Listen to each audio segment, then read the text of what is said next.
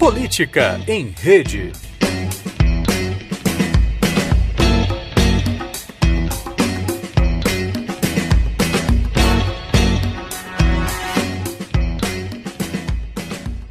Olá a todas e todos, sejam muito bem-vindos a mais um Política em Rede. Essa já é a nossa 6ª edição da série de podcasts do Instituto Nacional de Ciência e Tecnologia em Democracia Digital, o INCT-DD, e estamos muito felizes com o projeto, que nasceu de uma ideia bem abstrata de ter um meio de divulgação das nossas pesquisas, que variam entre política, democracia, comunicação e redes sociais, e de nos aproximar e ter um meio de diálogo do campo acadêmico com a sociedade. Bom, estamos muito próximos das eleições e não faltam pautas para os nossos próximos podcasts. Hoje trouxemos 3 feras da ciência política e da comunicação para falar sobre as novidades das eleições de 2018. O que é que a gente pode esperar de novo?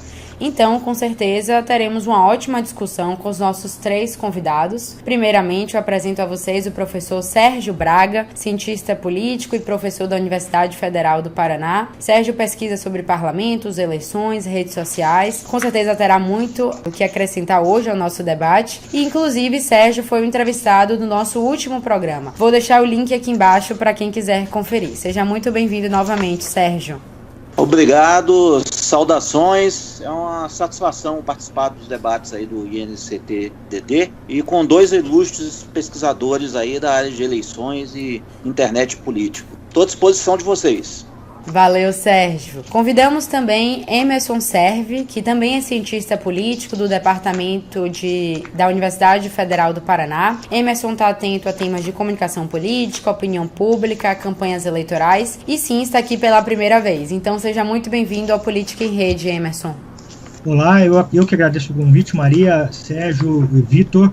E estou à disposição para conversar um pouco com todo mundo aí sobre esse tema que agora ganha importância real, né, na nossa sociedade, agora que as campanhas estão saindo para as ruas. E por fim, mas não por isso menos importante, temos Vitor Chagas, outro veterano do Política em Rede, já participou de uma entrevista nossa aqui com outro pesquisador, Rodrigo Carreiro. Também vou deixar o link aqui para quem quiser conferir. Vitor vem da área da comunicação e é professor da Universidade Federal Fluminense. Pesquisa também sobre comunicação política e tem interesse mais especificamente sobre memes políticos e nas discussões políticas que acontecem nas redes sociais, as famosas tretas. Então, Vitor é o nosso tretólogo do dia. Seja muito bem-vindo. Olá, Maria, bom dia a todos, pessoal, muito obrigado pelo convite, é uma honra participar aí, especialmente ao lado desses companheiros de pesquisa, de discussão, o Emerson e o Sérgio. Enfim, vamos lá, vamos ver como é que rende a nossa conversa hoje. Sejam muito bem-vindos os 3. Bom, temos a tradição de abrir o nosso podcast com uma pergunta geral, um breve bate-bola que passa pelos 3 convidados. Já passamos pelo primeiro debate eleitoral, o da Band, dos presidenciáveis, e já estamos chegando no início das campanhas oficiais. Então, esse ano temos Bolsonaro e Cabo Daciolo, temos uma candidatura tripla, e num rápido bate-bola eu queria saber para vocês qual vocês elegeriam a maior novidade das eleições desse ano.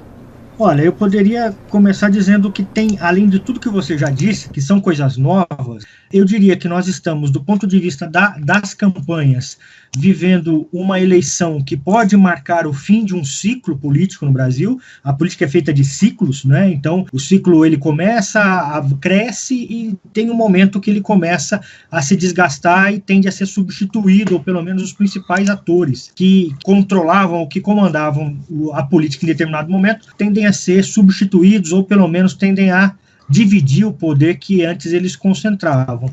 Mas novidade mesmo na campanha, esse ano nós vamos ter a possibilidade de publicidade paga nas redes sociais online, que deve transferir boa parte de atenção e recursos dos candidatos e partidos do que era a campanha de rua para a campanha online. Essa para mim, é a grande interrogação. A gente só vai ter alguma resposta, de fato, ao final da campanha. Primeiro, se ela vai acontecer, né? Se essa migração vai acontecer de fato, e se ela acontecer, de que maneira ela vai se dar e que efeitos ela terá para a nossa campanha, para o nosso debate político, nosso debate eleitoral. Não me parece que só devemos ter efeitos positivos, porque quando a gente tira a campanha da rua, alguém fica de fora, e isso pode ser um problema. Mas não quero antecipar nada, eu prefiro esperar o final da campanha para ver se, de fato, essa novidade vai se concretizar. Bom, teremos tempo para falar sobre as novas regras eleitorais do TSE ao longo desse programa, mas queria saber de Sérgio e Vitor o que é que vocês acham. Então, com o professor Emerson, tem outra aposta? Eu acho que é mais ou menos isso que o Emerson falou, e assim, eu acho que qualquer processo político, né, ele tem os elementos de conservação e tem elementos inovadores, quer dizer, você tem algumas coisas que não aconteceram nos pleitos passados e que vão acontecer nesse. Tanto do ponto de vista da comunicação política, como do ponto de vista da realidade social mais ampla. Então, eu acho que o Emerson chamou atenção muito bem para esse fato aí, quer dizer, de o esgotamento aí de um ciclo político, ou pelo menos a crise, vamos dizer assim, desse ciclo, que é o lulismo, vamos dizer assim, sendo questionado em várias frentes. E eu acho assim, do ponto de vista das campanhas digitais, e do ponto de vista das campanhas eleitorais, além do encurtamento do prazo, nas mudanças de regras de financiamento, que já vinham da eleição municipal de 2016, a gente vai ter um uso muito intenso das ferramentas digitais. E o debate ontem, na Band, ilustrou muito bem o que vai ser a internet nessas eleições. A gente viu que, embora do ponto de vista da audiência na televisão, o debate da Band não tenha sido nada de espetacular, ele reverberou de forma muito intensa nas redes digitais. E ele reverberou de várias formas. Em primeiro lugar, a gente viu que foi uma transmissão ao vivo pelo YouTube, onde houve um acompanhamento em tempo real das hashtags que eram divulgadas pelo Twitter. Então isso mostra uma integração muito grande entre linguagem das mídias tradicionais, das mídias generalistas, e a linguagem das mídias digitais, né? Acho que é a primeira vez que há essa integração tão grande entre um debate televisivo, na eleição presidencial, e a linguagem das redes digitais, inclusive com uma marcação na TV aberta das hashtags que eram difundidas pelo Twitter em tempo real, que chegaram a mais de 1,5 milhão de tweets sobre a hashtag debate da Band no final da programação. Então isso é muito significativo. Então, em segundo lugar, a importância de ferramentas digitais como o WhatsApp, a memetização da linguagem, a edição dos debates. Então, eu acho que, assim, do ponto de vista das redes digitais, essa campanha ela vai trazer algumas inovações importantes, e esse debate da Band foi muito ilustrativo disso. A gente pode até aprofundar esse tema, inclusive o Victor Chagas aí é especialista nisso aí, na linguagem dos memes, da reedição, desse processo de bricolagem, porque passa a mensagem difundida nas mídias generalistas tradicionais. Então, muitas vezes, o sujeito já faz um pronunciamento para ser editado e transmitido via WhatsApp, via ferramentas digitais, ser difundido nas redes, nos Twitter, no próprio Facebook. Então, eu acho que isso é uma inovação, não é uma ruptura qualitativa com o que existia antes, porque isso já começou nas campanhas eleitorais anteriores, mas eu acho que nunca existiu esse fenômeno de integração de mídias com tanta intensidade como já está havendo nessa pré-campanha, vamos dizer assim. Ativismo, redes sociais digitais, novas regras eleitorais. Vitor, o que você acha? Na verdade, colaborando aí com os colegas, eu acho que até mais do que um fim de ciclo, como o Emerson colocou, esse momento de coalescência com relação a uma série de questões político-eleitorais, a gente está vivendo precisamente uma experiência de liminaridade. Eu acho que a gente, nesse momento, está testando o limite. Eu acho que essa é a característica maior dessas eleições. Há uma testagem de limites em múltiplos sentidos. Por exemplo, se a gente pegar aí a discussão sobre campanhas, né, online, campanha feita na internet, é muito importante a gente observar qual é o tratamento que o TSE tem dado para isso. Porque a legislação eleitoral vigente nesse momento ela é muito pouco clara, né, ou seja, ela joga muito para a interpretação o que efetivamente constitui uma campanha, quando ela fala, por exemplo, que a campanha refere a um pedido explícito de voto. Nesse sentido, se a gente observar, por exemplo, o que os candidatos já vêm desempenhando há algum tempo nas redes, a gente vai ver que, na prática, a campanha já começou há muito tempo. Essa é uma questão, por exemplo, para a gente pensar, né? É um limite que essa eleição está testando. O que é efetivamente campanha? Tem um outro limite sendo testado aí também entre a fronteira que marca precisamente o papel de um eleitor e a fronteira que marca o papel da militância política. Na medida em que a gente vê aí uma intensa participação de grupos que eventualmente ocupavam um lugar meio à margem do sistema político, que participavam mais casualmente das discussões políticas, agora estão interferindo a ponto, por exemplo, de levantar uma série de questões durante o debate, aí, como o Sérgio colocou, com os números sobre as hashtags, por exemplo. Uma experiência muito curiosa foi começar a perceber ontem, monitorando o debate na Band, as estratégias dos próprios eleitores, dos próprios grupos de eleitores, para subir determinadas hashtags em alguns momentos. Então havia ali uma tentativa de, em alguns momentos, centralizar todos os temas com uma só hashtag, em outros momentos dispersar para fazer com que a relação de trending topics no Twitter desse evidência a um determinado candidato, a um determinado tema. Então essa fronteira ela fica muito porosa na realidade também, se a gente começar a observar a atuação desses grupos articulados que não necessariamente dizem respeito a uma militância formal, no sentido tradicional, que a gente está acostumado a pensar. Então, olhar para esse cenário, né, olhar para a questão do impulsionamento da propaganda nos sites de redes sociais, como o Emerson falou, olhar para o papel da militância, a linguagem dos memes, a linguagem do humor sendo cada vez mais apropriada por diferentes grupos e pelos próprios candidatos, tudo isso me faz perceber a tônica dessas eleições como de um processo eleitoral liminar. Bom, entramos no tema das campanhas, das novas regras eleitorais e do ativismo. Nesse ano temos um tempo de campanha na TV e na rádio menor do que nas eleições anteriores. Temos uma campanha mais curta. Então a internet e sobretudo as redes sociais aparecem como as apostas das campanhas. Principalmente, eu diria, diante do crescimento de grupos de ativistas, diversos tipos, e que às vezes até fazem mais barulho nas redes sociais do que as próprias campanhas oficiais dos candidatos. Então a minha pergunta é se as campanhas oficiais nesse ano perderão protagonismo diante desse contexto de ativismo e de uma forma de campanhas informais que vêm sendo feitas. E eu tenho um exemplo aqui para dar, para ilustrar a minha pergunta. Eu sigo o Bolsonaro no Instagram, por exemplo, e vejo que a maior parte do conteúdo que ele publica, na verdade, são republicações de uma legião de fãs, que esses sim fazem o seu conteúdo, memes e vídeos, e o próprio Bolsonaro só compartilha. Então, o que é que vocês acham sobre essa relação entre as campanhas formais e informais esse ano? Olha só pegando um pouco do que o Vitor falou, tentando ligar com essa questão que você colocou, Maria, da concorrência entre campanhas formais e campanhas informais, eu acho que a gente precisa considerar que isso não é algo assim autônomo, que isso não é uma consequência natural do processo. Isso é uma consequência do que foi pensado nas últimas 2 reformas eleitorais no Brasil.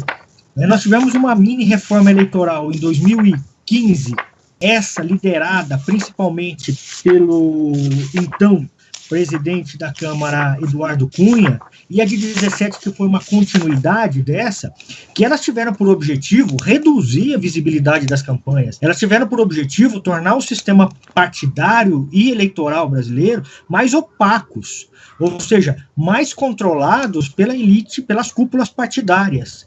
Dentro desse processo, talvez não seja nem o mais importante do que foi consequência das mudanças, mas dentre as consequências das mudanças, tem a criação dessa coisa que nós chamamos de pré-campanha, né? A nossa pré-campanha tem 90 dias, teve 90 dias, foi de 15 de maio a 15 de agosto.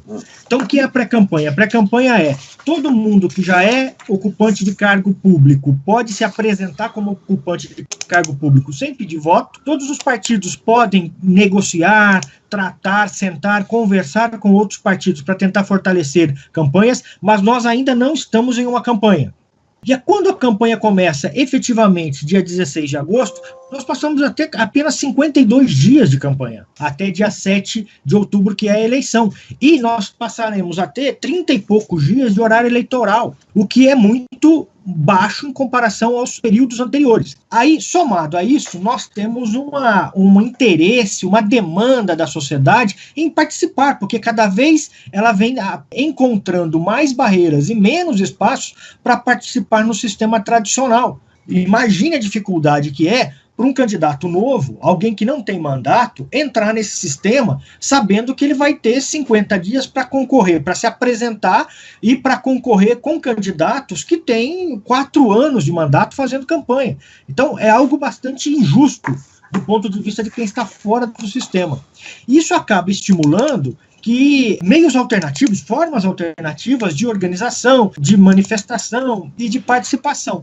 Uma boa parte dessas alternativas, pelo menos as iniciais, elas tinham um caráter mais destrutivo, mais negativo, um caráter mais no sentido de que, olha, está tudo errado, nada serve, temos que destruir tudo que está aí, e quem sabe o que virá depois, ninguém pode prever, né? E também pouco importa. Isso predomina principalmente a partir de 2013. Me parece que em 2018 a gente tem um novo movimento alternativo que não consegue entrar no sistema, esse sistema que é muito fechado, esse sistema partidário muito fechado, mas que não é totalmente destrutivo. Você tem organizações que não são partidos políticos, que não fazem parte da política, mas que estão investindo na formação de quadros, mas que estão investindo em novos espaços para discussão e que estão investindo em até mesmo militância para candidaturas que estão se apresentando por diferentes partidos, mas com uma formação que não é uma formação tradicional. Eles não conseguiram entrar. Então a gente tem isso que o Vitor falou, que é uma coisa de espaços alternativos, mas não é que a sociedade está criando esses espaços porque, enfim, chegou um momento que ela se deu conta de que isso era relevante. É porque as portas do sistema tradicional estão cada vez mais fechadas, estão fechadas por uma elite política que é reativa. Ela reage ao momento em que ela está desgastada, é o momento em que ela está mais próxima de encerrar o ciclo e ela quer de toda maneira se manter, né, permanecer no sistema.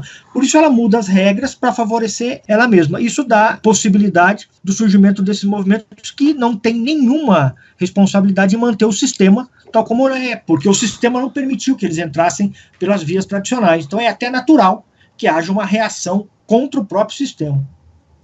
O Emerson observou muito bem aí, quer dizer, a campanha eleitoral ela é um jogo de gato e rato. Então quem está no poder tenta se manter e quem está fora tenta entrar. Então essa é a lógica da competição. Por isso a competição ela nunca cessa, porque quem está dentro do poder vai criar estratégias cada vez mais complexas, mais elaboradas para tentar se manter no poder, vamos dizer assim, emparedar o adversário, os possíveis concorrentes, e quem está fora vai driblar isso. E aí, no sentido aí o Emerson observou muito bem também que houve um claro esforço do sistema político aí, principalmente depois da Lava Jato, de criar regras para evitar uma renovação da elite política, concentrando recursos, principalmente nos caciques partidários, e recursos de financiamento, a distribuição desses recursos de financiamento. E os atores que estão concorrendo, querendo entrar no sistema, estão usando as suas estratégias para tentar furar esses bloqueios.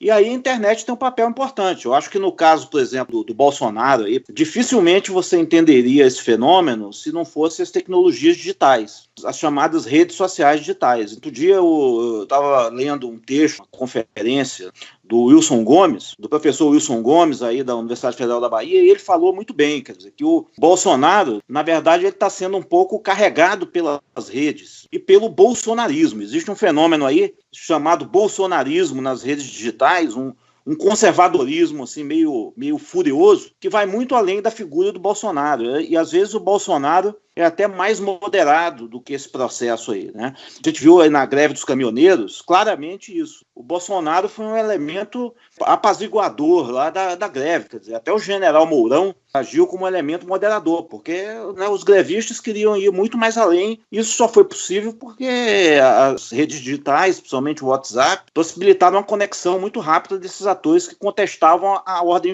vigente. Então, a grande incógnita desse processo é o seguinte: será que os atores tradicionais eles vão conseguir conter esse fenômeno aí que está se dando pelas redes digitais, né? Ou as redes vão conseguir furar o bloqueio? Então, eu acho que a internet joga um papel importante nesse jogo aí, né? No sentido de tornar esse jogo mais incerto e de difícil previsibilidade. Então, até pela fraca institucionalização dos partidos políticos brasileiros. Então, a novidade desse pleito aí, agora, que a gente pode falando ainda das novidades, é que você tem um conservadorismo muito grande, que reverbera com muita força nas redes digitais, nem sempre de maneira espontânea. É claro que existem pessoas profissionais organizando esse conservadorismo e que contesta a ordem vigente, né? Eu acho que essa contestação, esse descontentamento com o sistema político, tanto a direita como a esquerda, ele está se manifestando muito nas redes sociais, digitais. E a questão é se isso vai conseguir realmente, vamos dizer assim, furar esses bloqueios aí que existem. Sem dúvidas. E falando de movimentos de direita, mais conservadores e em redes sociais digitais, recentemente, tanto o Facebook quanto o Twitter retiraram do ar centenas de páginas acusados de disseminar notícias falsas, né, e conteúdos problemáticos. Vocês devem ter acompanhado, inclusive, como reação, a direita fez uma campanha com a hashtag chamada Direita Amordaçada. Vitor, que acompanha de perto e coleta até dados do Twitter que fazem mais barulho, e fortaleceu, pelo menos tentou, né, emplacar no discurso de que a direita no Brasil é perseguida, é censurada. Vocês concordam com esse argumento da censura? E será que grupos de esquerda também não utilizam estratégias semelhantes nas redes sociais? Eu tenho a impressão que o que acontece, essa direita mais raivosa está mais presente nas redes sociais, tem a ver com o fato de ela se sentir menos incorporada no sistema tradicional de representação política no Brasil. Sistema esse que até agora vinha sendo ocupado, ou pelo menos dirigido, ou com maior visibilidade, por governos de centro-esquerda.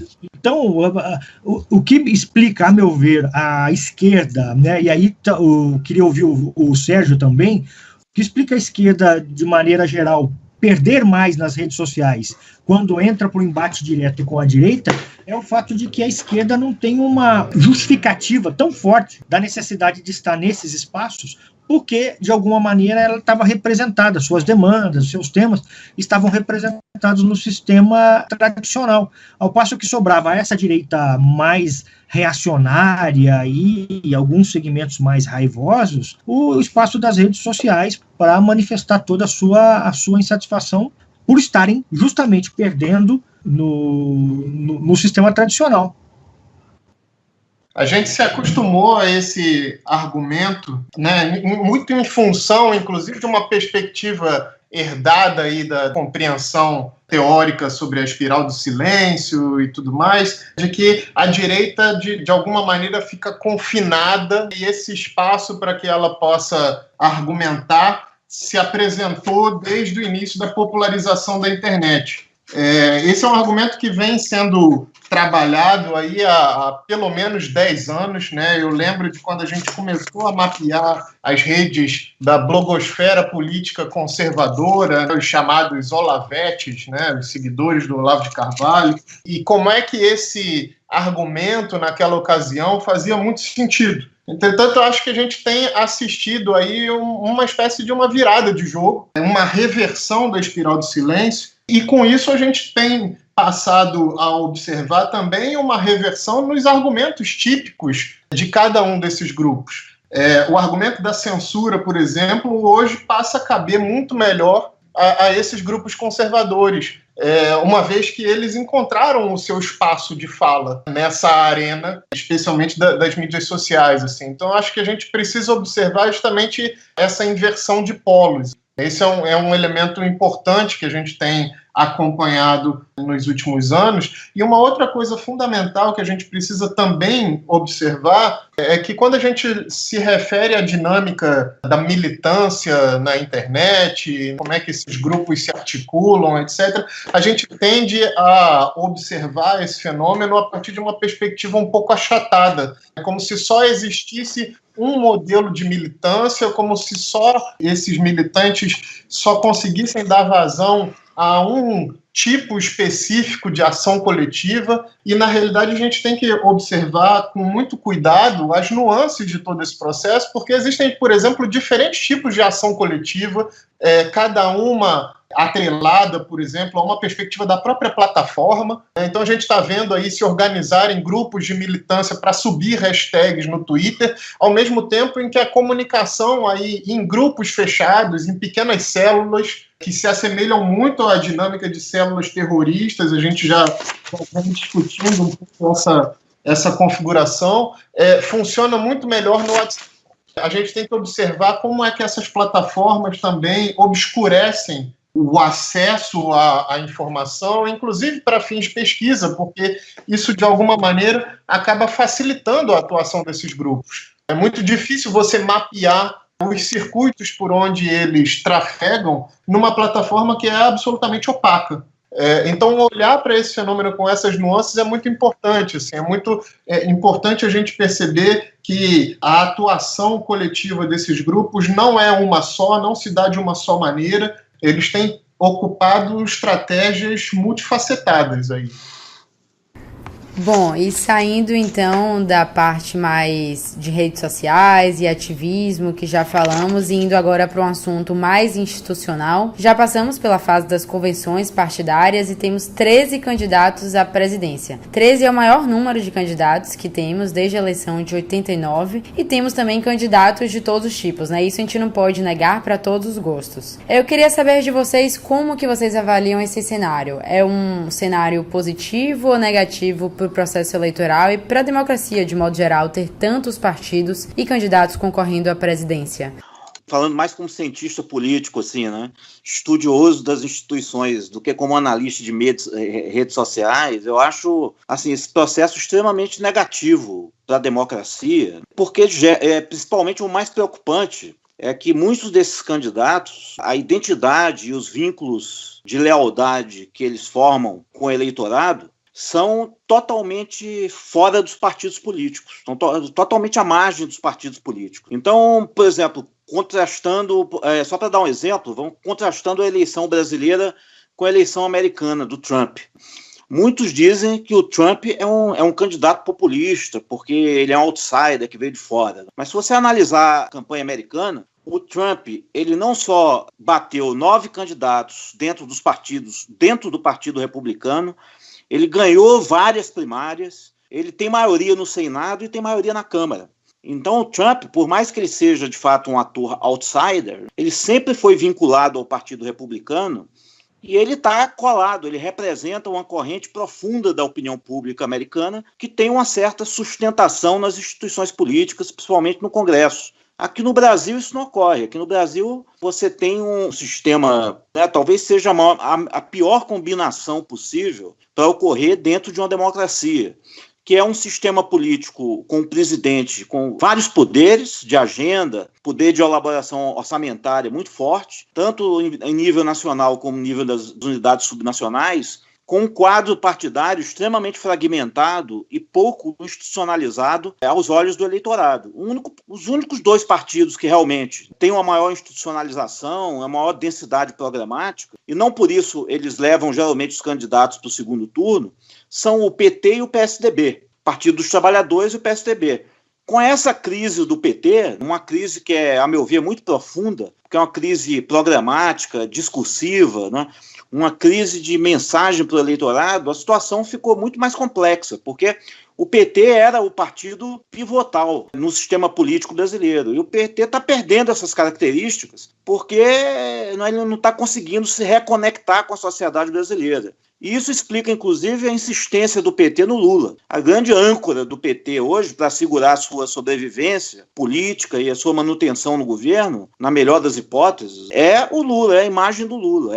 Vamos dizer assim, promover uma operação simbólica de sebastianização do Lula. Né? O Lula é o grande Dom Sebastião, que vai voltar e que vai restaurar o equilíbrio perdido, o bem-estar perdido, e quando a gente sabe que isso é um mito. Que se o Lula ganhar as eleições, o Lula ou o seu ungido ganhar as eleições, o mais provável é que a gente tenha início um novo ciclo de instabilidade, de crise de governabilidade, porque ele vai ter uma base partidária muito fraca e vai ter uma forte reação da opinião pública contra ele. Então, a gente está num quadro bastante complexo, que eu acho que é um efeito direto de dois fenômenos. Primeiro, da forma de gestão da coalizão política, principalmente do governo Dilma. Essa guerra que ela promoveu contra o PMDB, uma tentativa de esvaziar o PMDB e de negociar com outros partidos, como o PSD e o PP. Isso aí promoveu um curto-circuito no sistema partidário, no centro brasileiro, tornando a Dilma praticamente refém desse centro fisiológico, cuja principal expressão política é o Cunha. E segundo, da crise de identidade, a crise programática do PT, enquanto partido político, que fez com que o partido apostasse todas as fichas na âncora do lulismo. Então eu acho que esse quadro é bastante preocupante e eu acho que torna quase imperativo aí que os analistas políticos e a classe política repensem esse nosso quadro institucional, esse presidencialismo de coalizão excessivamente fragmentado. A gente está num ciclo de instabilidade e de turbulência muito grande, que eu acho difícil que vai terminar tão cedo. A gente vai ter que aprender a conviver com isso de alguma forma. E temos os partidos maiores e mais tradicionais, PT, PSDB, mas temos também uma muito falada renovação na política brasileira. Acompanhamos nos últimos anos, por exemplo, o surgimento de alguns partidos, eu lembro aqui do Novo, a Rede, o Partido da Mulher Brasileira, por exemplo, mas ainda a gente não sabe como que será o desempenho desses partidos nessas eleições, né? Há alguma novidade nessas legendas ou a gente pode apostar que estamos diante da velha política? Pegando pelo o ponto que você chamou a atenção na sua fala anterior, né? Nós temos o maior número de candidatos desde 89, quer dizer, é mais um indicador que aquele ciclo que começou em 94, que era um ciclo controlado, né, organizado pelo trio PT, PSDB e PMDB, dá sinais de desgaste. E se a gente pegar os dados daquela campanha de 89, a gente vai perceber que as duas candidaturas que foram para o segundo turno, em agosto de 89, uma estava em primeiro lugar, o Collor tinha, eu estou com esses dados abertos aqui na minha frente, tá? Não tenho eles de memória, não. O Collor tinha mais de 40% de intenção de votos naquele momento, e o Lula tinha algo em torno de 8%, 9%. O Lula acaba chegando no segundo turno numa ascendente muito grande nas últimas 3 semanas de campanha. Agora, a diferença maior, a meu ver, está nos indecisos, né? Nós tínhamos ali em agosto de 89 algo em torno de 15% de indecisos. Hoje nós temos mais que o dobro disso e estamos mais ou menos na mesma distância. Aliás, em 89, o primeiro turno foi dia 15 de novembro, né? Esse ano é 7 de outubro, então é mais curto ainda. Então, esses indecisos criam uma instabilidade, que o Sérgio chamou a atenção aí, uma instabilidade para o sistema e uma imprevisibilidade, o que no final é ruim, tanto para as elites políticas quanto para a própria democracia. Outro dia, um cientista político, colega nosso, o Fábio Vasconcelos, do Rio de Janeiro, levantou uma questão interessante no Facebook, e ele disse, dadas as nossas condições, ao invés de perguntar para o candidato, e aí, se o senhor for eleito, o que o senhor vai fazer? Vale mais a pena perguntar, e aí, se o senhor for derrotado, o senhor vai aceitar o resultado? Porque hoje essa resposta é tão importante quanto a resposta de que se ele fosse eleito, porque a gente não sabe, é uma instabilidade tão grande que a gente não sabe. Primeiro, esse fim de ciclo, e depois, essa desorganização do sistema gerado pela entrada da criminalização na política, a política virando caso de polícia, e isso criando novos constrangimentos e afastando ainda mais a sociedade dos interesses em participar e em discutir nos espaços de política tradicional. Isso tem um potencial, Maria, de abrir espaço para novas lideranças, novos partidos, como os que você citou agora há pouco. Mas me parece, olhando o desempenho no debate da Band e olhando as pesquisas de intenção de voto até agora, me parece que a gente tende a concentrar, dado inclusive o pouco tempo, a gente tende a concentrar entre 4, 5 nomes do status quo, dos partidos estabelecidos e que já apresentam aí de saída algo em torno de, pelo menos ultrapassaram a faixa dos 5% de intenção de voto no Brasil, em amostra nacional, no período de pré-campanha, porque para os demais, a falta de estrutura e a impossibilidade de ter um nome viável, porque no Brasil, como o Brasil é um país continental, a gente, para ser um candidato viável, você precisa ser conhecido, você precisa ter um nome, você precisa ter estrutura partidária, porque senão você não vai ter quem te leve para os estados, então você precisa ter estrutura para ter candidato a governador, candidato a senador, para poder fazer atividade política nos estados, e precisa ter dinheiro, porque não se faz campanha sem dinheiro. Então, quando você coloca esses três fatores em cima da mesa, não sobram muitas opções que reúnam essas três características. Nós acabamos ficando ali entre 4, 5 nomes para, lá na frente, no final de setembro, fechar em 3 nomes, que vão acabar 2 deles indo para o segundo turno. Talvez a novidade seja o Bolsonaro, que está num partido pequeno, porém é um partido que tem uma ramificação muito forte fora do sistema tradicional, mas dentro das instituições representativas, via religião, né, via sistema religioso, e é conhecido nacionalmente, né? Pelo menos no último ano, ele foi um dos parlamentares que teve maior visibilidade nos meios de comunicação tradicionais, em especial na televisão. Então isso gerou uma força para ele entrar nas redes sociais. A questão é saber se ele consegue sair das redes sociais para ir para o mundo offline, para fazer campanha, se é que a campanha offline ainda importa. E apesar da maior viabilidade da candidatura dos partidos tradicionais, no Brasil hoje há atualmente também um forte sentimento antipolítica, né? Uma noção generalizada de que a atividade política é sempre corrompida, um mal à sociedade que deve ser combatido a qualquer custo e que políticos profissionais são moralmente questionáveis. A gente pode esperar que esse sentimento antipolítica gere aqui no Brasil uma apatia e pouco engajamento político, com maiores níveis de abstenção eleitoral, por exemplo, ou o contrário, mais participação, mais engajamento e indignação, sobretudo nas redes sociais?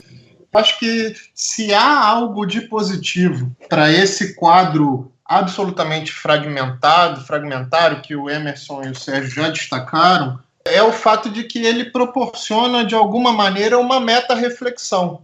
É justamente porque a gente olha para o absurdo da situação, para a quantidade de partidos que a gente tem hoje, são 35 partidos registrados, né?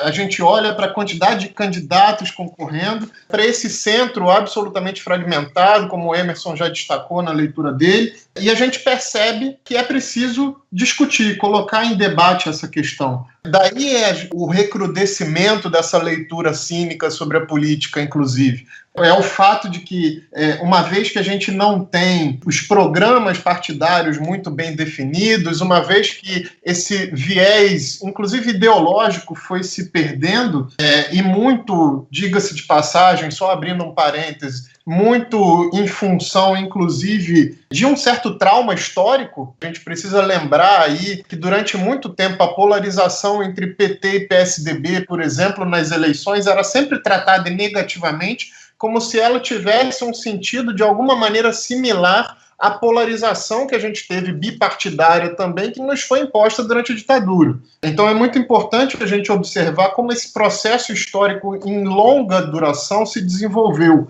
Mas é esse quadro que leva a gente ao recrudescimento dessa visão cínica sobre a política. A política não presta, todos os políticos são iguais, afinal de contas, eu não consigo sequer identificar a proposta programática dos partidos que estão aí na mesa. Eles atuam e falam quase como se fossem sempre a mesma coisa, porque, afinal de contas, estão todos falando coisas muito diferentes.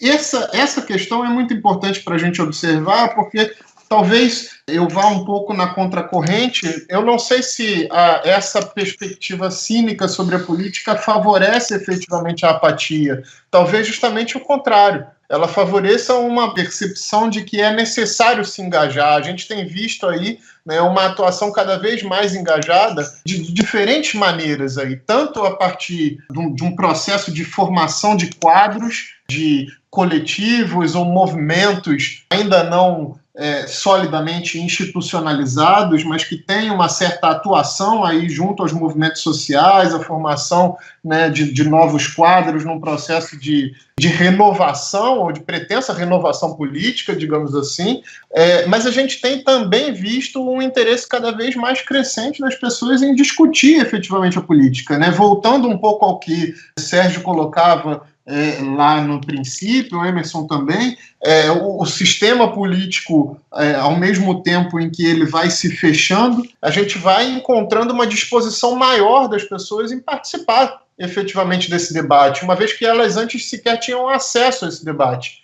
Esse é um elemento importante, assim, né? A gente está vendo esse acesso se ampliar. Então, acho que se há algo a se destacar nesse quadro que, sem dúvida nenhuma, só traz para a gente um ambiente muito complexo e uma visão mesmo quase pessimista aí no horizonte, se há algo positivo a se destacar é essa capacidade de meta-reflexão que ela proporciona para a gente. É olhar para isso e falar, bom, agora a gente tem que discutir, sentar e falar um pouco sobre isso.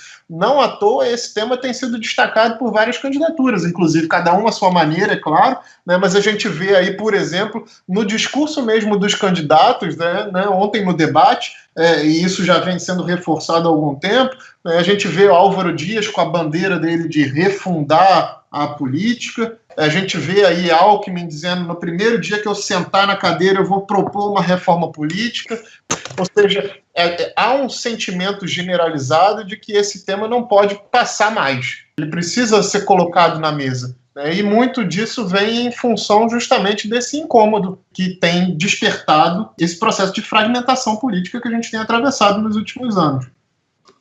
Eu queria só dizer que se o Vitor está na contramão, ele não está sozinho, porque eu concordo com ele. Pode ser que a gente seja minoria, mas essa situação não afasta necessariamente. Promove a integração de grupos, às vezes de maneira, né, a forma de participação é uma forma pouco produtiva ou pouco responsiva, mas que gera interesse, gera manifestações em relação à política, com certeza estou contigo nessa aí. Olha, eu concordo também. Agora, eu acho o seguinte, a internet, aí voltando um pouco para a discussão das tecnologias digitais, porque está nesse contexto todo. Quer dizer, eu acho que existe muito uma abordagem inadequada da ciência política nessa questão da internet e das tecnologias digitais de uma maneira geral, porque essa ciência política de verniz muito tradicional, muito institucionalista, ela é um pouco avessa à questão das tecnologias digitais. Ela fala, não, as instituições organizam todo o processo e a internet não tem uma grande capacidade de contestar isso. Ora, desde a campanha do Obama, pelo menos, a gente está vendo justamente ao contrário. Há fortes evidências do contrário. Você tem vários processos políticos que contestam as instituições tradicionais e são bem-sucedidos em criar novas instituições. Então, quer dizer, é claro que se você ficar só no chamado ativismo de sofá, isso não vai gerar nada de positivo. Mas não é isso que está acontecendo. O Obama, como diz o ditado, no internet, no Obama. Né? Se não houvesse internet, não haveria o Obama, porque o Obama foi uma contestação ao establishment do Partido Democrata americano. O Trump nem se fala. Foi uma campanha que a internet teve um papel muito grande. Tem estudos do Chadwick mostrando isso no capítulo dele, aquele livro dele, que é um livro muito bom para a gente refletir sobre isso, The Hybrid System, né? O sistema híbrido, devia ser até traduzido para o Brasil. Ele mostra que o Trump se articula esse contexto de contestação propiciado pela internet, e não só de contestação, mas de produção de novos conteúdos. O Podemos na Espanha, a esquerda do Labour Party lá no Reino Unido, aqui no Chile, aqui do lado, você tem aí novos partidos de esquerda surgindo, novas lideranças estudantis. Então, eu acho que a internet ela realmente consegue se articular um processo de contestação, de construção de novas instituições políticas. Do ponto de vista dos partidos políticos, o caso mais conspícuo disso é o Podemos na Espanha, que realmente se transformou numa máquina eleitoral com grande influência política no sistema político espanhol, graças à contestação da ordem vigente e com o uso intenso das tecnologias digitais. O problema é que esse conteúdo, para onde vai esse movimento da internet, ele não está prefixado. Ele não tem conteúdo nenhum. Depende da cultura política prevalecente numa determinada coletividade. Aqui no Brasil, até pelo fato de a gente ter 14 anos aí de um governo de centro-esquerda no poder, embora o PT muitas vezes ache que não tenha nada a ver com isso, que toda a desgraça do Brasil foi produzida durante o governo Temer, mas o PT ficou 14 anos no governo, então não pode se elidir esse fato. Então é natural que haja uma crise, vamos dizer assim, uma crise de um governo de centro-esquerda gere um movimento de natureza conservadora. Então eu acho que aqui no Brasil a internet está servindo basicamente de veiculação de um movimento de natureza mais conservadora, mas não é isso que sempre acontece, e nem isso é inevitável. Depende muito da cultura política, das circunstâncias institucionais. Então é isso que os estudos comparados aí mostram, e as evidências, os fenômenos que a gente vê no dia a dia. Eu vou dar só um exemplo da força das redes digitais. Ninguém nunca tinha ouvido falar dessa Ursal aí, né? Tem uma Ursal aí, criada pelo cabo Daciolo, ontem no debate. Quer dizer, hoje, se você pegar qualquer adolescente aí de colégio, menos de 24 horas depois do debate, o termo foi o termo mais viralizado no Twitter, o termo político mais viralizado no Twitter de ontem para hoje. Então isso está associado a esse debate que houve do Ciro Gomes com o cabo Daciolo. Então isso é um fenômeno que mostra o quê? A grande capacidade disruptiva da internet, de criar novos pontos, pautar novos temas na agenda. Só que o conteúdo disso não está prefixado. Pode ser um combate ao aborto, pode ser um movimento a favor da regulamentação do aborto. Então, é uma coisa muito complexa. Também esse movimento, a avaliação da internet entre os analistas, ela é um pouco ciclotímica. Às vezes você tem um otimismo exagerado, às vezes você tem um pessimismo exagerado, e às vezes você tem a pior opção, que é a opção da ciência política tradicional, de viés, vamos dizer assim, institucionalista, de ignorar a internet. Então, joga a internet para debaixo do tapete. E por isso que essa ciência, que esses analistas, eles são surpreendidos por esse fenômeno. Eu fui num congresso nos Estados Unidos, na LASA, em 2017, 2016, e na mesa se dizia, era quase consenso numa mesa que eu assisti, que era demograficamente impossível que o Trump fosse eleito presidente dos Estados Unidos. Um analista político americano lá, especialista em geografia eleitoral, falou isso: olha, eu fiz todos os cálculos aqui e é impossível que o Trump seja eleito, porque demograficamente é possível, porque ele não tem voto entre os hispânicos, ele não tem voto entre os negros, entre as mulheres. O que aconteceu foi justamente o contrário, foi uma surpresa. Por quê? Isso está em tempos, né, de maior turbulência, maior instabilidade e maior conexão entre as pessoas, propiciados justamente pelas tecnologias digitais. Então eu acho que já há fenômenos de construção institucional assim, consistente, propiciados pelas redes digitais, e por isso que é importante levar as redes digitais em conta nas campanhas, ao lado da visão mais tradicional das instituições políticas, dos partidos. De fato, é importante entender o sistema partidário brasileiro como criador assim, de obstáculos novos, mas você também tem essas forças disruptivas aí, propiciadas pela internet e pelas tecnologias digitais. Eu acho que pelo menos entre nós não há mais dúvida de que a internet ocupa um papel central para as campanhas e para os candidatos. E Bolsonaro, por exemplo, é um nome enorme nas redes, é o candidato que tem mais seguidores, se eu não me engano, lá para os 5 milhões no Facebook, mais de 1 milhão no Twitter, e já atingiu um percentual de votos entre 15% e 20% das intenções de votos há alguns meses, né? Por outro lado, ele foi recusado pelo chamado Centrão, ali os partidos fisiológicos da direita, por uma possível vice, Janaína Janaína Pascoal e com muita dificuldade acabou fechando a chapa com o general Mourão. Queria saber de vocês se a gente já tem indícios suficientes para tratar Bolsonaro como um fenômeno político e já está estagnando eleitoralmente, que a gente vai deixar de se preocupar com ele, ou que não, será que ele ainda tem muito o que crescer?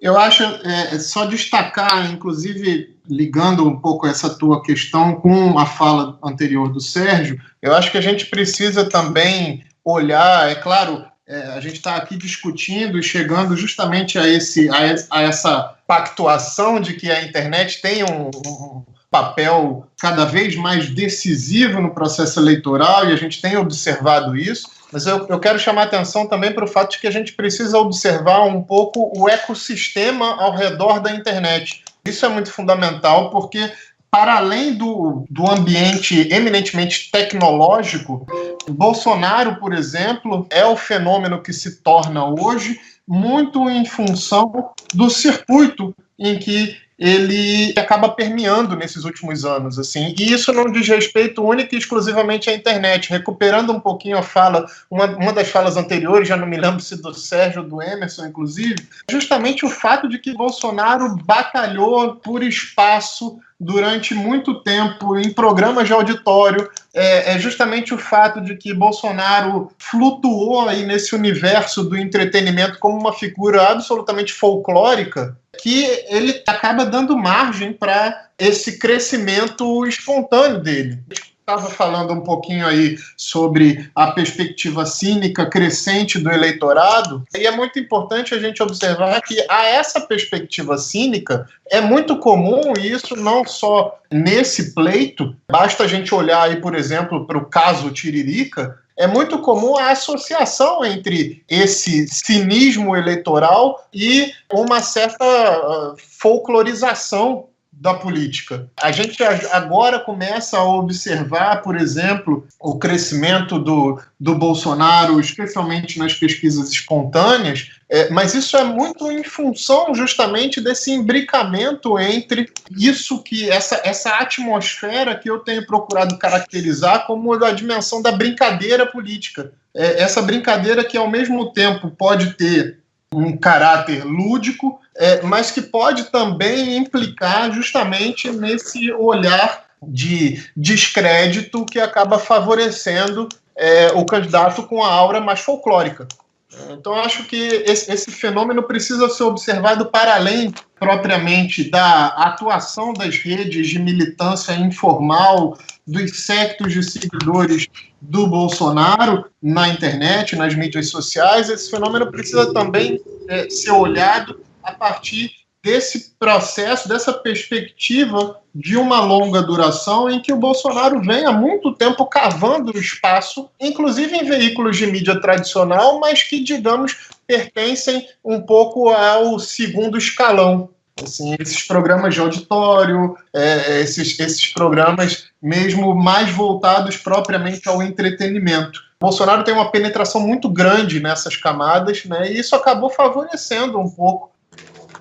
Eu tento concordar com o Vitor que não dá para debitar só na conta das redes sociais o crescimento de uma figura, não dá para chamar de outsider, alguém que está há mais de 3 décadas na vida política, ainda que em uma posição secundária, mas esse candidato, uma alternativa que parece ser uma alternativa para uma parcela considerável do eleitorado.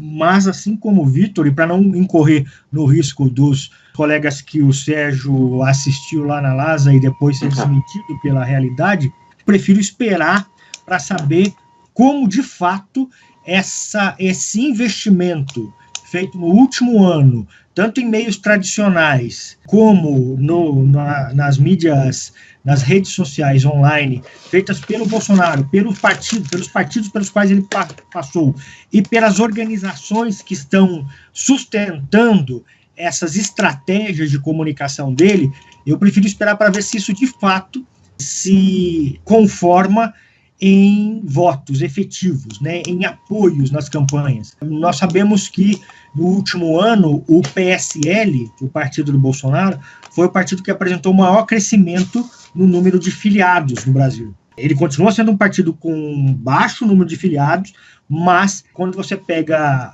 de 2017 para 2018, o número de filiados cresceu muito mais do que o crescimento em outros partidos. Para ter uma ideia, ele cresceu 4 vezes mais que o crescimento obtido pelo PT, que foi o segundo partido em crescimento nesses últimos 12 meses, até junho de 2018. Portanto, não é apenas o Bolsonaro, mas parece que existe aí uma estrutura política por trás, e por trás de filiações está a necessidade de lançar candidatos em todas as unidades da federação, a necessidade de ter candidatos em eleições proporcionais para levar o nome do candidato majoritário a lugares em que ele não chega.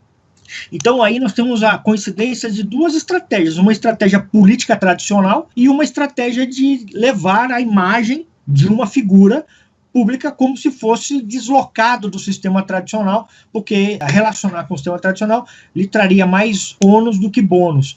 Então tenta se deslocar a figura dele nas redes sociais do sistema tradicional como se ele não tivesse nada a ver com isso, mas, na verdade, há uma estrutura silenciosa por trás que pretende dar sustentação. Não quero afirmar aqui que será bem sucedido, porque existem outros fatores. Você pode fazer tudo isso, mas se não combinar com os alemães, se não combinar com os eleitores, a coisa não vai funcionar. Então, eu prefiro esperar para ver qual é a reação dos eleitores. Só que, por outro lado, não dá para a gente ficar apenas imaginando que é um fenômeno de redes sociais e só isso. Se fosse só isso, não bastaria. Existem outros pré-candidatos aí que tiveram muita visibilidade nas redes sociais, inclusive em meios tradicionais também, e não conseguiram decolar suas campanhas, porque não tem essa estrutura de base, que no caso do partido do Bolsonaro, está muito ligado a determinadas nominações religiosas. A gente já falou sobre a direita, Bolsonaro, mas o mercado de votos à esquerda também está bem pulverizado, né? A candidatura de Boulos, do PSOL, apesar de ainda ser um nanico eleitoral, né? Ali tentando seu lugar ao sol. A Ciro Gomes, do PDT, Marina pela Rede. E o triplé, ou Trissom, como preferirem, composta por Lula, Haddad e Manuela. Além da neutralidade do PSB, que ali está num acordo com o PT. Queria saber como é que vocês avaliam essa estratégia do PT de insistir na candidatura de Lula até essa altura do campeonato, nas circunstâncias em que o PT se encontra, e será que isso não acaba prejudicando a esquerda e podendo até favorecer algum partido mais à direita?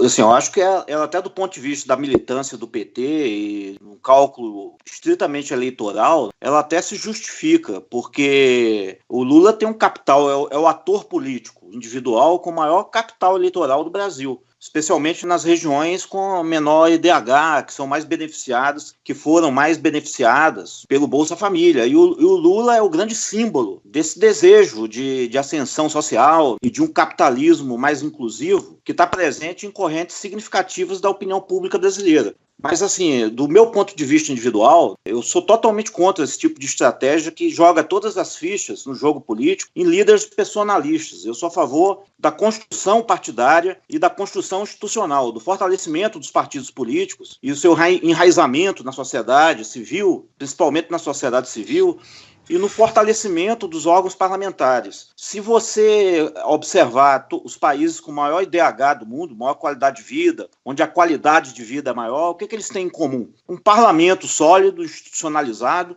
e partidos de esquerda fortes no parlamento. Você pegar aqui o caso da América Latina, Costa Rica, o Uruguai, o Chile, a Bolívia, até a Bolívia, por incrível que pareça. Tem o movimento, entra lá no site do Senado boliviano, e vê lá os representantes, tem um arquivo lá em PDF, você pode ver os representantes do Movimento ao Socialismo, que é o partido do Evo Morales e do Álvaro Lineira. O MAS tem maioria no parlamento, e só tem 3 partidos representados no Senado da Bolívia. Então, na Bolívia, houve um sólido processo de construção institucional, de construção partidária, embora liderado por um líder carismático e por um intelectual bastante sofisticado, que é o vice-presidente de lá, o Álvaro Lineira. Mas há uma maioria parlamentar, um partido sólido que dá sustentação partidária às políticas de inclusão social que estão sendo implementadas na Bolívia. Então, eu acho assim, do ponto de vista da qualidade da democracia brasileira, avaliada por esses parâmetros,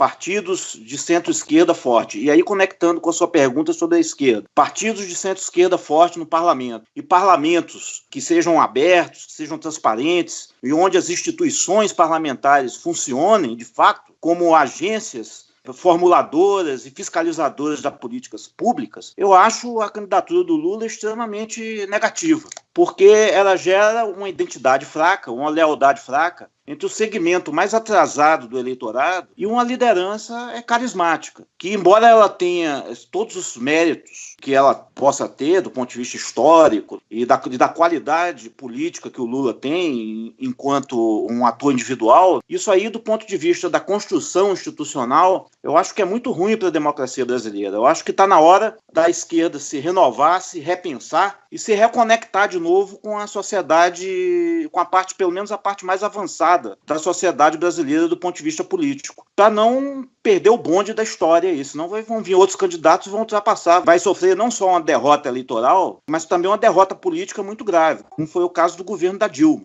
que foi uma vitória eleitoral, mas uma vitória de pirro, que foi seguida por uma derrota política. E esse processo de renovação não é impossível. A gente tem vários casos aí onde a esquerda, inclusive pressionada por essa nova linguagem das tecnologias digitais e do sistema híbrido, ela foi bem sucedida em se renovar, incorporando os valores da participação, da transparência e da inclusão social, do respeito às minorias. Eu citaria só 3 exemplos, além desses que eu citei aqui na América Latina, da Frente Ampla do Uruguai, da Bolívia e da Costa Rica, também do Chile, a gente pode até dizer. Mas o Labour Party, lá na Inglaterra, que teve uma grande vitória eleitoral agora nas eleições para os cônsules, na Inglaterra, agora em maio de 2018, todo mundo falava lá que o UKIP ia ser o grande vitorioso do surgimento do neopopulismo na Inglaterra, mas o UKIP só elegeu um vereador lá, de mais de 5 mil. E o Labour Party foi o grande vitorioso porque soube se renovar graças à liderança do Jeremy Corbyn. O outro exemplo é o Bloco de Esquerda lá em Portugal, rompeu com aquela estrutura verticalizada, autoritária e totalitária do antigo Partido Comunista Português, conseguiu se reconectar com a sociedade e se reaproximar da sociedade, incorporando esses valores, diminuindo, vamos dizer assim, o grau de arrogância política e procurando se reconectar mais com a sociedade civil e depender menos do Estado para sua sobrevivência. E o terceiro exemplo é o caso do Podemos também na Espanha, que surgiu justamente do movimento dos indignados e soube se reconectar com a sociedade, participar com todos os problemas que a experiência do Podemos possa ter, mas ela pelo menos está tentando um caminho de se conectar de novo com a sociedade de forma mais institucionalizada, de forma mais transparente, mais democrática, incorporando aí, eu acho que 3 valores assim que são fundamentais para a gente ir para frente na sociedade moderna, que é um capitalismo mais inclusivo. Ninguém hoje contesta mais, né, a viabilidade do crescimento capitalista. Esse foi o grande legado do Lula e do lulismo, mostrar que é possível no Brasil um capitalismo inclusivo, com distribuição de renda, as pessoas melhorando a sua qualidade de vida, o reconhecimento das minorias, reconhecimento de direitos de homossexuais, das mulheres, empoderar as mulheres em várias esferas da vida social. Isso é importante, quer dizer, o machismo não tem vez mais na sociedade moderna, é um resíduo. E aí que eu acho que é o grande ponto fraco da sociedade, desses bolsonaros da vida. Eu acho que a inviabilidade eleitoral do Bolsonaro não vem da internet ou da instituição nem nada, mas sim do seu machismo, da sua mentalidade arcaica, da ausência de respeito às minorias, fenômenos que não tem nada a ver com a internet. E, finalmente, o terceiro ponto, a terceira linha de força que eu acho importante para a renovação da esquerda é defender um Estado eficiente, não aparelhado por partidos políticos e por correligionários partidários, e que combata, de fato, a corrupção e as irregularidades administrativas. E aí eu acho o grande ponto positivo aí, pelo menos aí dessa Operação Lava Jato, é colocar isso na agenda. E a esquerda brasileira não está sabendo responder a esse terceiro ponto muito bem. Então, eu acho que se a esquerda não incorporar na sua agenda essa questão do combate à corrupção, das 10 medidas ou 8 contra a corrupção e a preocupação com a transparência dos atos públicos, ela dificilmente vai se reconectar com a opinião pública. E é por isso que eu estou vendo essa dificuldade. Eu não vejo na esquerda brasileira atual nenhuma grande força, nenhum grande vetor que incorpore esses 3 valores aí que devem orientar uma política progressista na sociedade moderna. Combate à corrupção, reconhecimento de minorias e o capitalismo inclusivo. A esquerda brasileira só está incorporando os 2 primeiros. Está faltando aí o terceiro, que é a preocupação com a transparência, com o combate à corrupção. E eu acho que isso é que torna difícil a situação para a esquerda nas atuais eleições. Muito interessante, Sérgio. Vitor e o Emerson teriam alguma coisa a acrescentar sobre a esquerda, o PT e essas eleições? Acho que é isso que Sérgio já delineou. Do ponto de vista pessoal, a candidatura do Lula faz muito sentido. Do ponto de vista do personagem histórico que ele construiu e busca construir, essa fragmentação da esquerda que a candidatura do Lula acaba impondo, de uma certa maneira, faz muito sentido. O problema é o projeto e o contexto em que a gente se encontra nesse momento. E aí é muito interessante a gente observar, mais uma vez, como é que os memes desenham um pouco essa situação. Porque se a gente prestar atenção, por exemplo, pegando aí o caso que Sérgio destacou do debate ontem, da fala do Cabo Ciolo, né, sobre a Ursal, a maneira como a direita enxerga a esquerda é de que a esquerda hoje é absolutamente um bloco unívoco, coeso, e a Ursal ela vai justamente no sentido dessa leitura. Se a gente pega, no entanto, a leitura que os memes evocaram a partir do episódio da prisão do Lula, em que o Lula passa a ser comparado com um popstar, ele, nos braços da multidão, as pessoas começam a desenhar cenários em que o Lula é comparado a um artista de uma banda de rock. A gente viu emergir naquele contexto uma brincadeira com a associação do comício que o Lula faz no momento imediatamente anterior à prisão com o Lula Palusa. Eles começam a subir essa hashtag, brincando um pouco com aquela situação. A gente percebe justamente que a candidatura dele favorece esse culto à personalidade. O problema, justamente, é que talvez, nesse momento, a gente não demande exatamente essa característica. E aí, pegando mais uma vez uma fala pontual do Sérgio a respeito do ecossistema híbrido que o Chadwick destaca, é muito interessante a gente observar que os coletivos, especialmente os coletivos de esquerda, têm atuado de uma maneira a justamente tentar conectar as suas propostas às bases através de uma perspectiva que favoreça uma leitura dos interesses privados, do indivíduo. E, nesse sentido, a gente vê, por exemplo, muitos coletivos desenhando campanhas nas mídias sociais que têm como base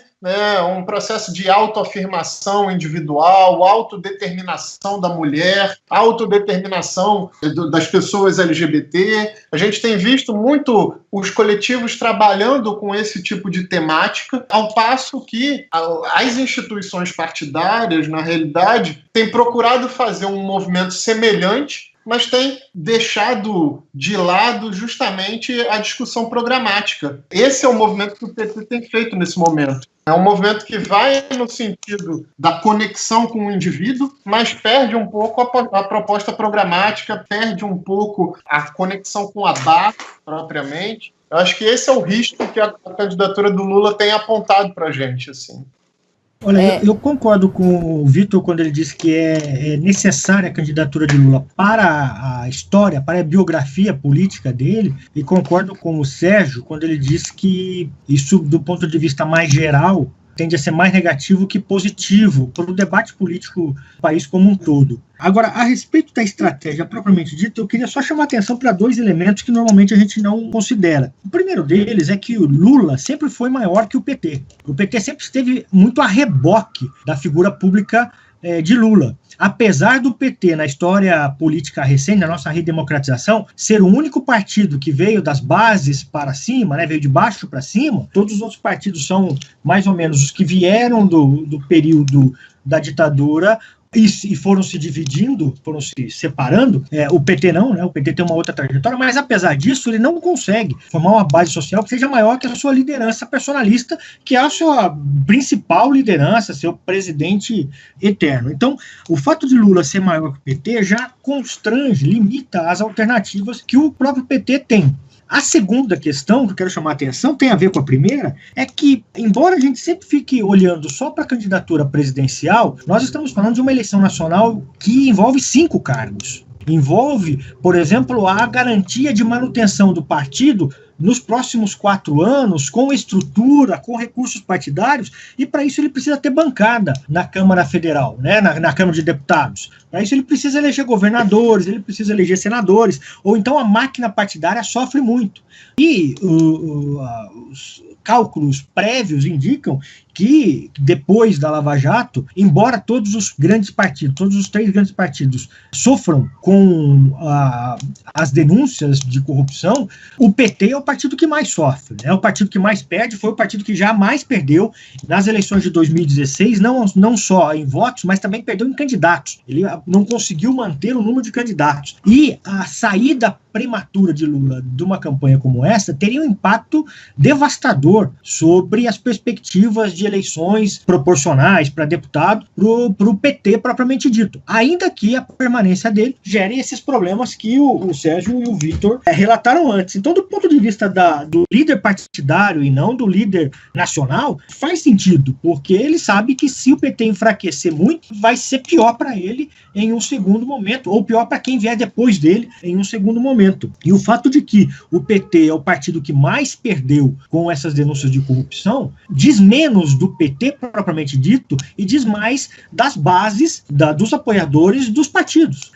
Em toda a história recente, se você olhar, as denúncias de corrupção, elas abrangem todos os partidos. Mas quem perde mais, normalmente, são os partidos de esquerda, ou é o principal partido de esquerda. Foi assim na Itália nos anos 70, foi assim na Alemanha nos anos 80, foi assim na Espanha nos anos 90, e está sendo agora assim no Brasil. Agora, isso diz mais sobre quem vota nos partidos, né? Diz mais sobre os eleitores de direita e de esquerda do que sobre os partidos propriamente ditos. Então, quem está na cúpula dos partidos precisa também levar em conta os efeitos para os outros cargos, para as outras disputas, e não apenas para a disputa principal, aquela disputa que tem mais visibilidade, porque ele não está pensando só em 2019, ele está pensando para frente. Então, me parece que nesse sentido tem lógica a decisão de Lula e PT, mas eu concordo que isso causa um cenário instável para a eleição presidencial e que não é bom, e essa instabilidade é gerada por esse conjunto de decisões.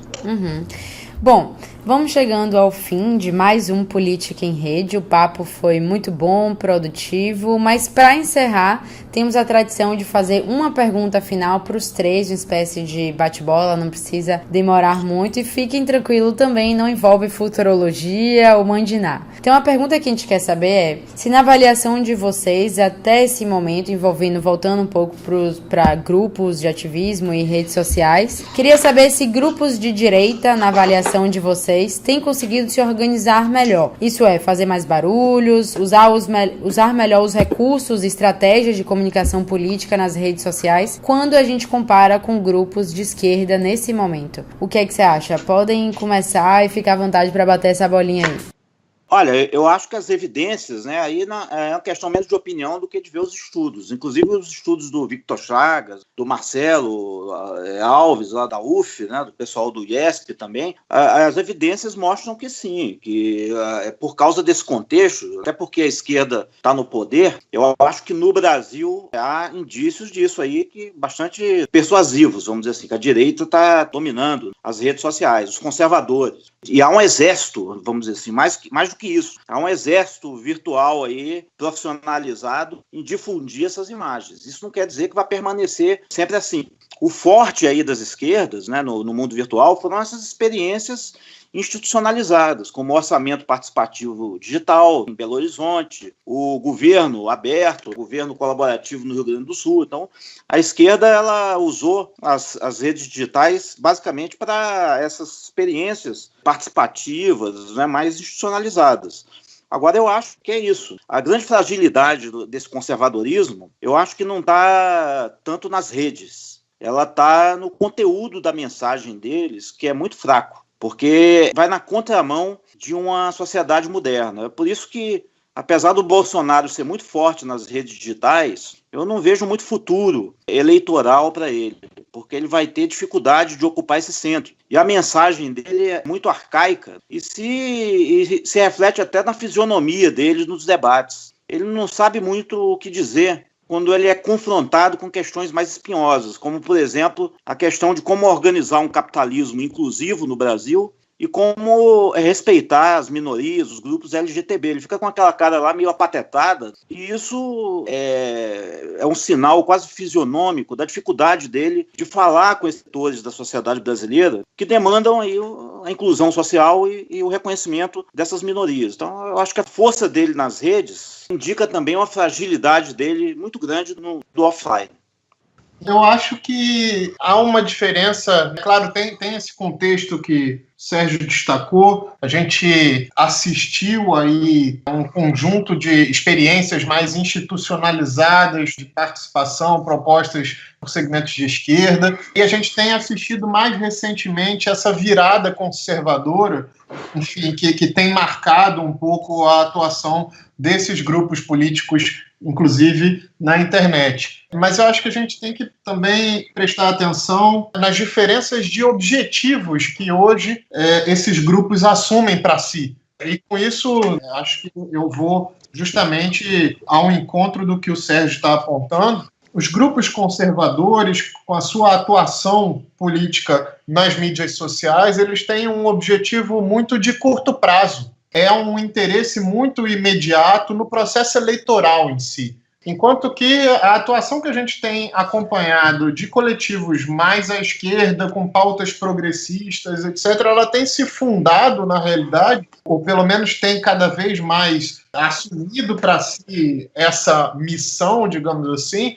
num ambiente de cultura política, de reformulação da cultura política, um horizonte mais a médio e longo prazo. Então, acho que a diferença de objetivos dessas pautas políticas de cada um desses grupos de articuladores faz a gente perceber que há também uma diferença na natureza de articulação e de mobilização desses movimentos. O que eu quero dizer com isso é, mais ou menos no sentido do que Sérgio apontou, a capacidade de atuação, de mobilização e de responsividade que esses grupos têm para oferecer se esgota na medida em que eles são obrigados a dialogar, a pactuar, na medida em que eles assumem uma posição de centralidade. É nesse momento, por exemplo, que o Bolsonaro se fragiliza. É nesse momento em que ele acaba funcionando como o que eu caracterizei recentemente como uma escada, fazendo uma analogia aí com a perspectiva dramática do teatro, de comédia. O Bolsonaro ele tem um crescimento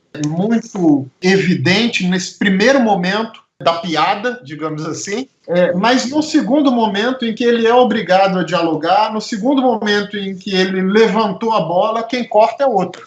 Exatamente como na função do escada na comédia, é muito difícil a gente observar, nesse momento, pelo menos, a atuação desse tipo de pauta conservadora se firmando numa agenda de médio prazo. Essa eu acho que é a minha visão sobre essa questão.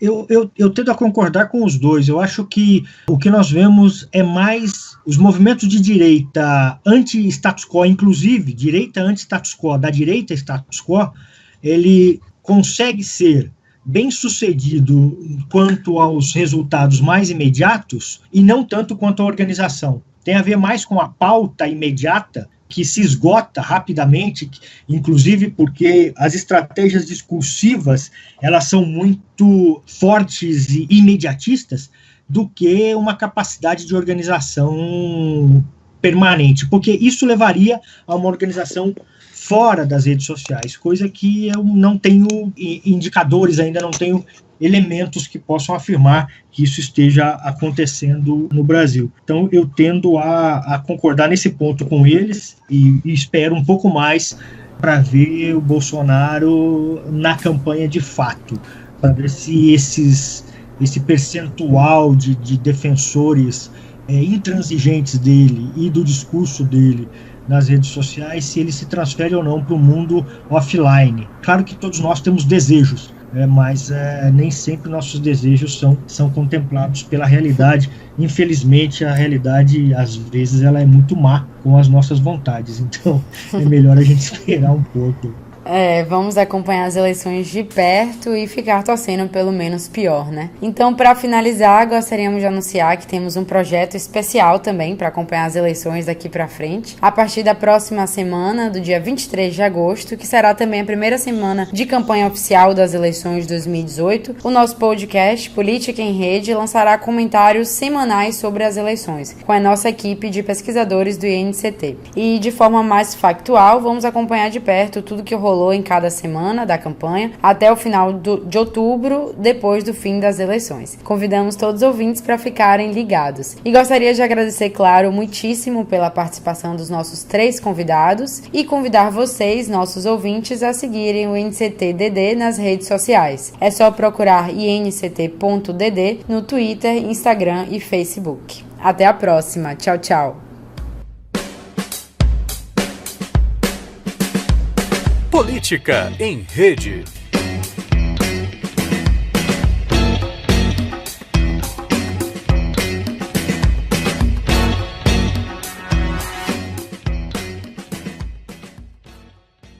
Quando ele diz que é necessária a candidatura de Lula para a história, para a biografia política dele, e concordo com o Sérgio quando ele diz que isso, do ponto de vista mais geral, tende a ser mais negativo que positivo para o debate político do país como um todo. Agora, a respeito da estratégia propriamente dita, eu queria só chamar a atenção para 2 elementos que normalmente a gente não considera. O primeiro deles é que o Lula sempre foi maior que o PT. O PT sempre esteve muito a reboque da figura pública de Lula. Apesar do PT, na história política recente, na nossa redemocratização, ser o único partido que veio das bases para cima, né, veio de baixo para cima, todos os outros partidos são mais ou menos os que vieram do período da ditadura e foram se dividindo, foram se separando. O PT não, né? O PT tem uma outra trajetória, mas apesar disso, ele não consegue formar uma base social que seja maior que a sua liderança personalista, que é a sua principal liderança, seu presidente eterno. Então, o fato de Lula ser maior que o PT já constrange, limita as alternativas que o próprio PT tem. A segunda questão que eu quero chamar a atenção, tem a ver com a primeira, é que, embora a gente sempre fique olhando só para a candidatura presidencial, nós estamos falando de uma eleição nacional que envolve 5 cargos. Envolve, por exemplo, a garantia de manutenção do partido nos próximos 4 anos, com estrutura, com recursos partidários, e para isso ele precisa ter bancada na Câmara Federal, né, na Câmara de Deputados. Para isso ele precisa eleger governadores, ele precisa eleger senadores, ou então a máquina partidária sofre muito. E os cálculos prévios indicam que, depois da Lava Jato, embora todos os grandes partidos, todos os 3 grandes partidos sofram com as denúncias de corrupção, o PT é o partido que mais sofre, é o partido que mais perde, foi o partido que jamais perdeu nas eleições de 2016, não só em votos, mas também perdeu em candidatos. Ele não conseguiu manter o número de candidatos. E a saída prematura de Lula de uma campanha como essa teria um impacto devastador sobre as perspectivas de eleições proporcionais para deputado para o PT propriamente dito, ainda que a permanência dele gere esses problemas que o Sérgio e o Vitor relataram antes. Então, do ponto de vista do líder partidário e não do líder nacional, faz sentido, porque ele sabe que se o PT enfraquecer muito, vai ser pior para ele em um segundo momento, ou pior para quem vier depois dele em um segundo momento.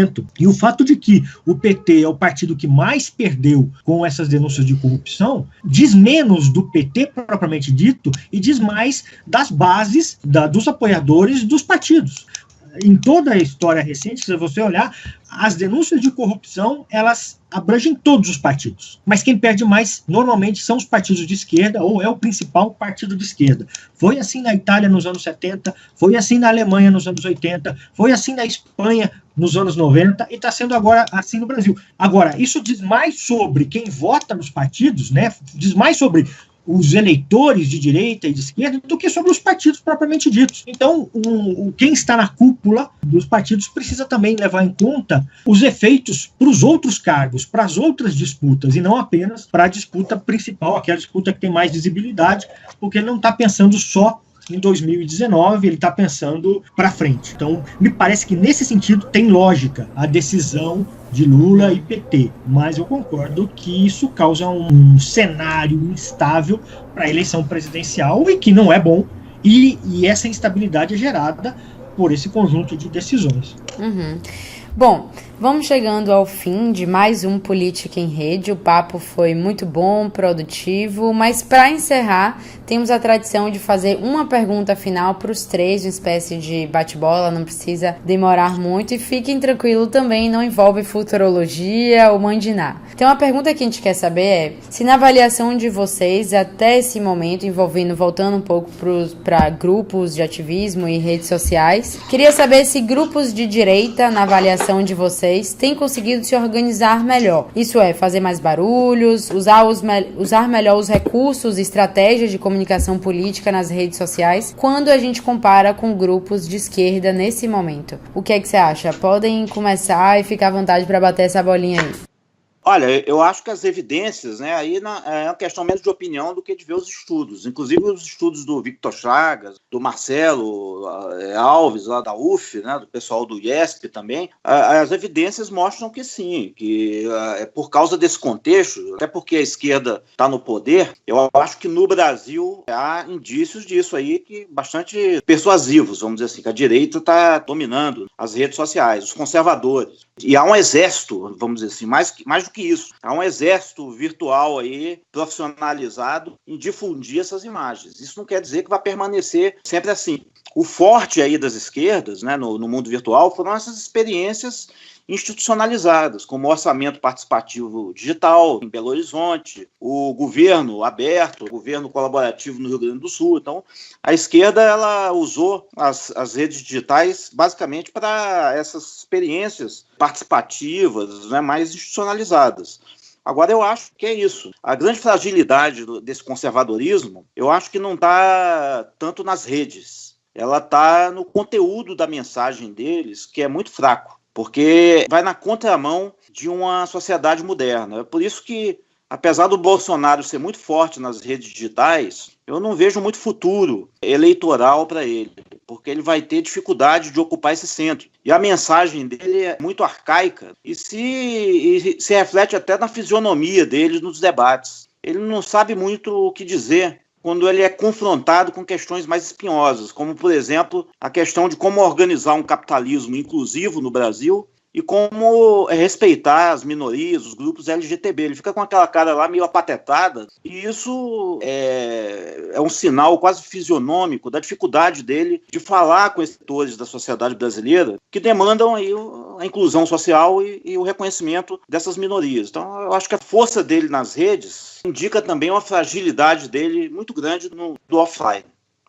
Eu acho que há uma diferença, claro, tem esse contexto que o Sérgio destacou, a gente assistiu aí a um conjunto de experiências mais institucionalizadas de participação propostas por segmentos de esquerda, e a gente tem assistido mais recentemente essa virada conservadora, enfim, que tem marcado um pouco a atuação desses grupos políticos, inclusive na internet. Mas eu acho que a gente tem que também prestar atenção nas diferenças de objetivos que hoje esses grupos assumem para si. E com isso, acho que eu vou justamente ao encontro do que o Sérgio está apontando. Os grupos conservadores, com a sua atuação política nas mídias sociais, eles têm um objetivo muito de curto prazo. É um interesse muito imediato no processo eleitoral em si. Enquanto que a atuação que a gente tem acompanhado de coletivos mais à esquerda, com pautas progressistas, etc., ela tem se fundado, na realidade, ou pelo menos tem cada vez mais assumido para si essa missão, digamos assim,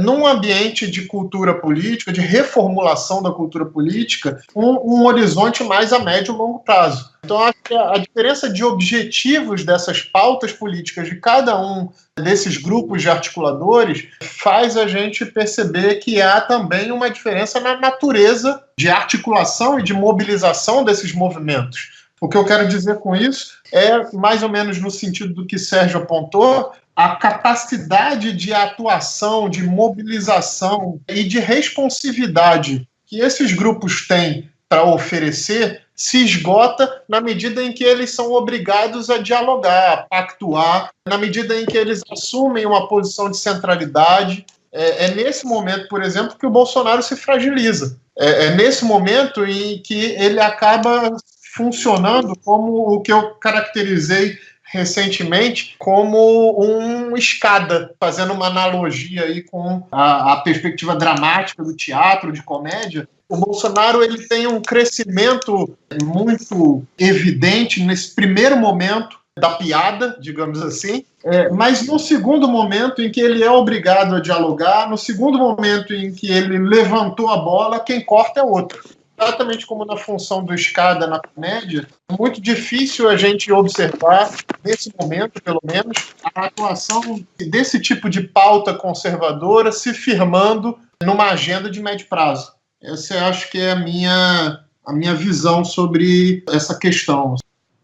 Eu tendo a concordar com os dois. Eu acho que o que nós vemos é mais os movimentos de direita anti-status quo, inclusive direita anti-status quo, da direita status quo, ele consegue ser bem sucedido quanto aos resultados mais imediatos e não tanto quanto à organização. Tem a ver mais com a pauta imediata, que se esgota rapidamente, inclusive porque as estratégias discursivas elas são muito fortes e imediatistas, do que uma capacidade de organização permanente, porque isso levaria a uma organização fora das redes sociais, coisa que eu não tenho indicadores, ainda não tenho elementos que possam afirmar que isso esteja acontecendo no Brasil. Então, eu tendo a concordar nesse ponto com eles e espero um pouco mais para ver o Bolsonaro na campanha de fato, para ver se esse percentual de defensores intransigentes dele e do discurso dele nas redes sociais, se ele se transfere ou não para o mundo offline. Claro que todos nós temos desejos, mas nem sempre nossos desejos são contemplados pela realidade. Infelizmente, a realidade, às vezes, ela é muito má com as nossas vontades. Então, é melhor a gente esperar um pouco. Vamos acompanhar as eleições de perto e ficar torcendo pelo menos pior, né? Então, para finalizar, gostaríamos de anunciar que temos um projeto especial também para acompanhar as eleições daqui para frente, a partir da próxima semana, do dia 23 de agosto, que será também a primeira semana de campanha oficial das eleições de 2018. O nosso podcast, Política em Rede, lançará comentários semanais sobre as eleições, com a nossa equipe de pesquisadores do INCT. E, de forma mais factual, vamos acompanhar de perto tudo que rolou em cada semana da campanha até o final de outubro, depois do fim das eleições. Convidamos todos os ouvintes para ficarem ligados. E gostaria de agradecer, claro, muitíssimo pela participação dos nossos 3 convidados e convidar vocês, nossos ouvintes, a seguirem o INCT-DD nas redes sociais. É só procurar INCT.DD no Twitter, Instagram e Facebook. Até a próxima. Tchau, tchau. Política em Rede.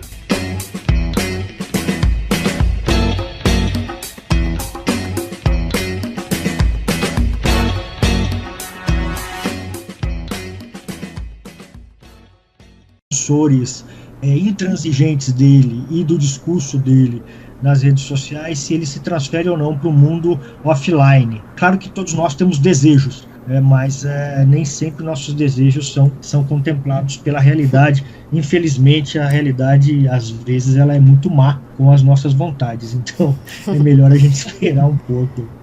Vamos acompanhar as eleições de perto e ficar torcendo pelo menos pior, né? Então, para finalizar, gostaríamos de anunciar que temos um projeto especial também para acompanhar as eleições daqui para frente, a partir da próxima semana, do dia 23 de agosto, que será também a primeira semana de campanha oficial das eleições de 2018. O nosso podcast, Política em Rede, lançará comentários semanais sobre as eleições, com a nossa equipe de pesquisadores do INCT. E de forma mais factual, vamos acompanhar de perto tudo que rolou em cada semana da campanha até o final de outubro, depois do fim das eleições. Convidamos todos os ouvintes para ficarem ligados. E gostaria de agradecer, claro, muitíssimo pela participação dos nossos 3 convidados e convidar vocês, nossos ouvintes, a seguirem o INCT-DD nas redes sociais. É só procurar INCT.DD no Twitter, Instagram e Facebook. Até a próxima. Tchau, tchau. Política em Rede.